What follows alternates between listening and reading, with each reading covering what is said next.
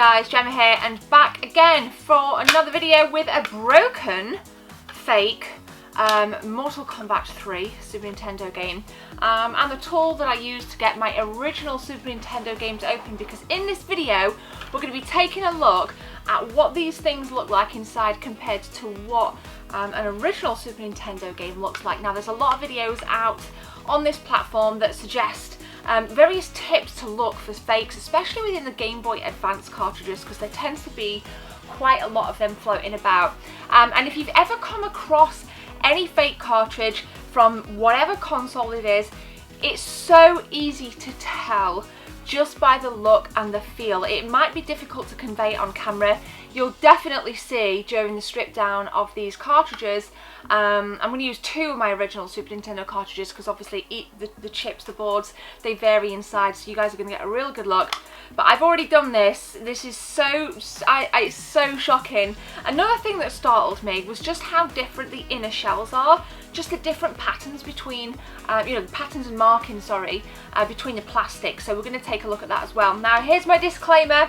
Before any of you kind of technophobes, electricians, whatever you want to call yourselves, berate me, I'm putting a disclaimer in right now.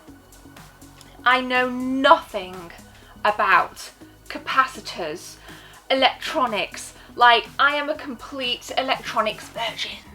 So I'm relying on you just to kind of let me know if there's any technical jargon you want to add into this. Please let me know, because this is really just about a visual comparison. I know there's going to be you guys out there that can tell us all way more. So let's take a look.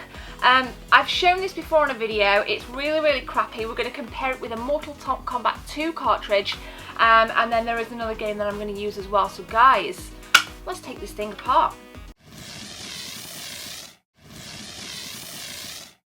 So here we go then, guys. The first game we're going to compare this rip-off to is Cybernator, a genuine Super NES cart with an apparent fake. I say apparent because it is literally blatantly apparently fake.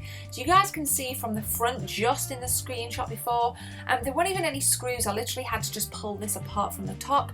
The top, there's some kind of like hinges, which you'll see more when I use the Mortal Kombat 2 case, because you'll actually see that kind of fold open and folds out, which is pretty damn neat. So you can see again on the back and inside, things do look very different. The Made in Taiwan label on the back of the fake cartridge is an absolute dead giveaway if you couldn't tell just by looking. The plastic feels a lot cheaper, and whilst you guys can't kind of see that on screen, you take my word for it, honestly, it really does feel cheap. Now, this is the fake game. This is the fake SNES board. As you guys can see, it just looks terrible. It looks terrible. Now, again, I said in the introduction, put my disclaimer in, I am no electronics expert, so I'm hoping you guys can plug some gaps here and exactly what you think you're seeing. Whereas this genuine Super NES cart looks a lot cleaner. It is a lot easier to get out of the base cartridge itself. It's a lot cleaner. And again, I was quite surprised just to see the Mortal Kombat 2 board, which you'll see very shortly. You've got a capacitor on this one. There's nothing labeling Nintendo. I believe it did say made in Japan on the top right there. We'll just get a close little look here, so you guys can just see the main differences. So taking a closer look at the plastic then, the left one is real, the right one here with the bubbling plastic is completely fake. Now, whilst you can't see that from the outside, these things are really easy to pop open. I think I paid about £3 for the tool, which takes all SNES games apart. I was quite surprised at how easy it was. The screws actually weren't that tightly placed, so it's super easy. Not that you're going to be able to do this at an expo.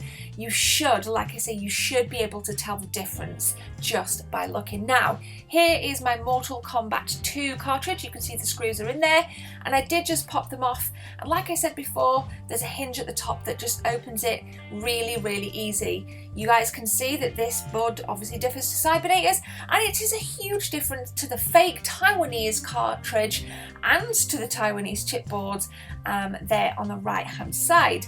Now, I believe, which again you're going to see, we flip this over, super easy to take out, exactly the same as Cybernator's, we're just going to take a closer look. This little puppy actually does say Nintendo on it. You guys can see it right there, Nintendo 1992. I think actually on the Starwing, or rather the Star Fox cartridge, there is actually the code name on one of the chips for the Super FX chip, which is pretty darn cool. Taking again a little look at the plastic, very, very different. The screw holes are a lot different. Again, it just looks, it's really hard to tell on camera, but in person, the plastic on the left, the real stuff is so much nicer.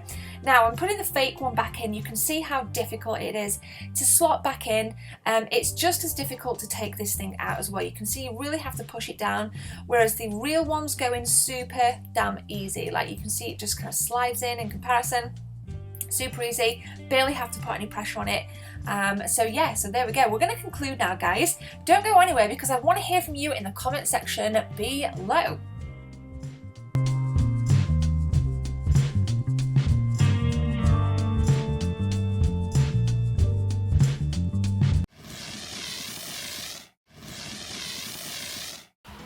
So there we go, and here it is. It is a piece of crap. This thing is quite difficult, it's quite stubborn to get out, as I mentioned on camera there.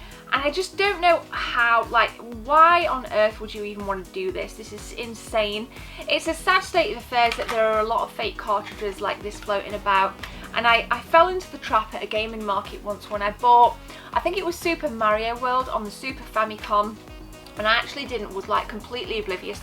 The shell itself was in a really, like, you couldn't tell. The shell just looked solid, and even the markings on the back were pretty convincing to me. But you guys told me that it was a fake.